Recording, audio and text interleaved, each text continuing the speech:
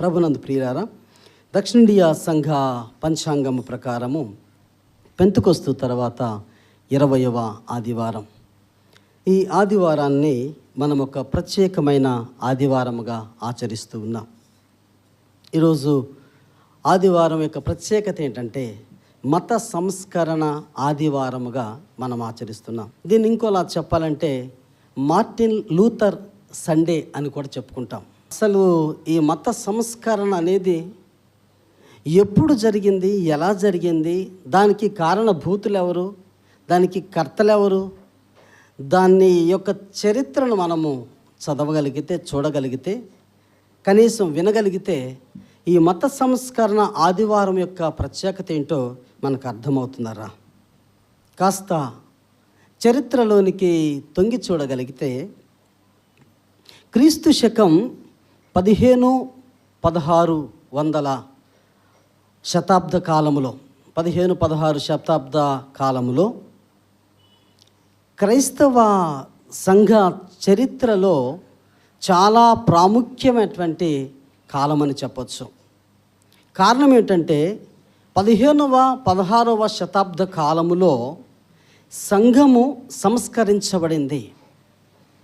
అంతమట్టుకు సార్వత్రిక సంఘముగా ఉన్నటువంటి సంఘము ఒక్కసారిగా సంస్కరించబడినటువంటి చరిత్రను మనం గమనించగలం. వేదాంత విద్యలో ద హిస్టరీ ఆఫ్ రిఫర్మేషన్ అని ఒక సబ్జెక్ట్ ఉంటుందండి మాకు చదువుకునేటప్పుడు, ట్రైనింగ్లో తరబేతి పొందేటప్పుడు.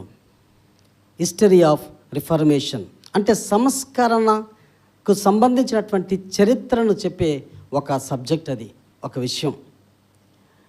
దానిలో ఏమి రాయబడి ఉందంటే, ఏమి చెప్పబడి ఉందనంటే, సార్వత్రిక సంఘం అప్పుడు ప్రొటెస్టెంట్ అంటూ ఎవరు లేరు, కేవలం కేథోలిజమే, సార్వత్రిక సంఘమే, సంఘమంతా కూడా ఐక్యంగా ఉన్నటువంటి సంఘం, ఒకటే సంఘంగా ఉండేది సార్వత్రిక సంఘం. ఆ యొక్క పరిస్థితుల్లో సంఘం యొక్క స్థితి ఎలా ఉండేదంటే, బైబిలు పోపు యొక్క చేతిలో ఉండేది, బైబిలు సంఘం యొక్క చేతిలో ఉండేది కాదు. ఈరోజు మన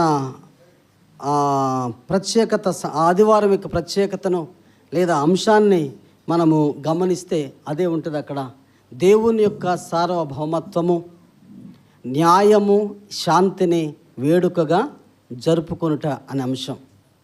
ఈ మత సంస్కరణ ఆదివారమున మనము చారిత్రక నేపథ్యాన్ని జ్ఞాపకం చేసుకుంటూ దేవుని వాక్యాన్ని కానీ తొంగి చూడగలిగితే చాలా చక్కగా సంఘము ఎలా సంస్కరించబడిందో, అలాగునే ప్రస్తుత నూతన ఇశ్రాయేలుగా పిలువబడుతున్నటువంటి సంఘము ఇంకా ఏ రీతిగా సంస్కరించబడాలో దేవుని వాక్యంలో గమనించగలం. దేవునికి స్తోత్రం, హల్లెలూయా.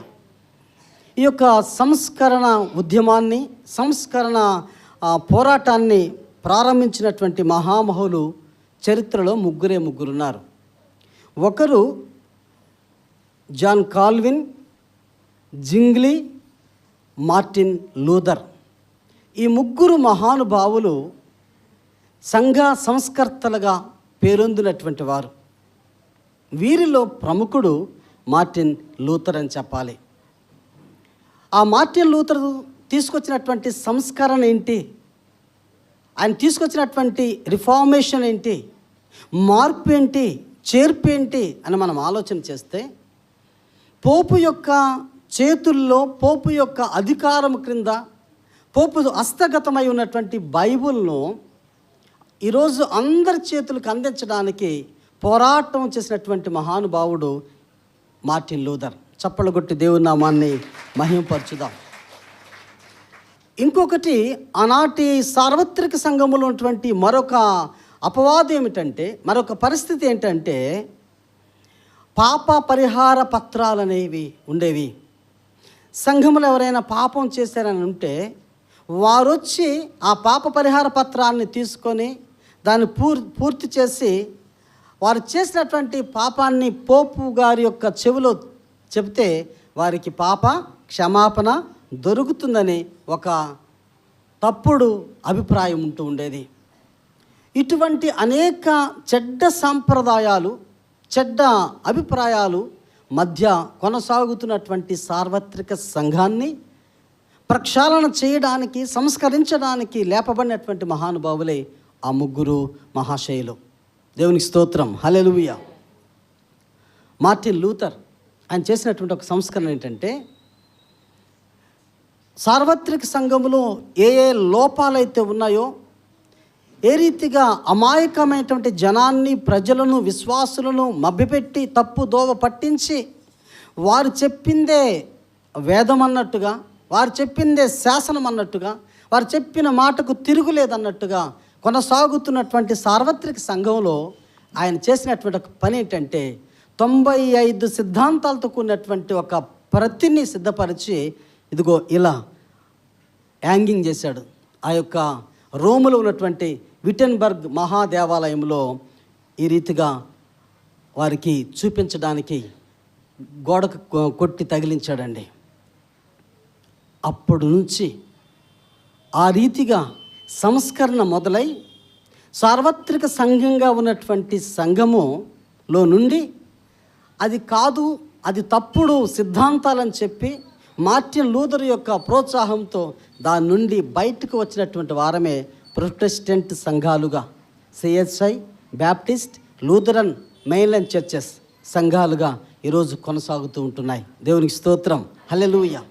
సార్వత్రిక సంఘంలో నుండి మనము ప్రొటెస్టెంట్ సంఘాలుగా స్వచ్ఛందంగా దాని నుండి విడిపించబడ్డాం. క్రీస్తు శకం 1500-1600 కాలములో, శతాబ్ద కాలములో జరిగినటువంటి మార్పే మత సంస్కరణకు దారితీసింది. దాన్ని నేపథ్యములో ఈరోజు మనకు పెద్దలు ఏర్పాటు చేసినటువంటి ఆదివారమే ఈ మత సంస్కరణ ఆదివారం. ఈ మత సంస్కరణ ఆదివారమున మనం ఒక ప్రాముఖ్యమైన అంశాన్ని ధ్యానించవలసి ఉంటుంది. అదే దేవుని సార్వభౌమత్వం. పోపు యొక్క లేదా రాజు యొక్క మరొక వారి యొక్క సార్వభౌమత్వం కాదు, కానీ సాక్షాత్తు దేవుడే రాజుగా ఉండి ఆయన సార్వభౌమత్వాన్ని, న్యాయాన్ని, శాంతిని ఒక వేడుకగా జరుపుకున్నటువంటి రోజే ఈ యొక్క మత సంస్కరణ ఆదివారపు రోజు. దేవునికి స్తోత్రం కలుగునుగాక.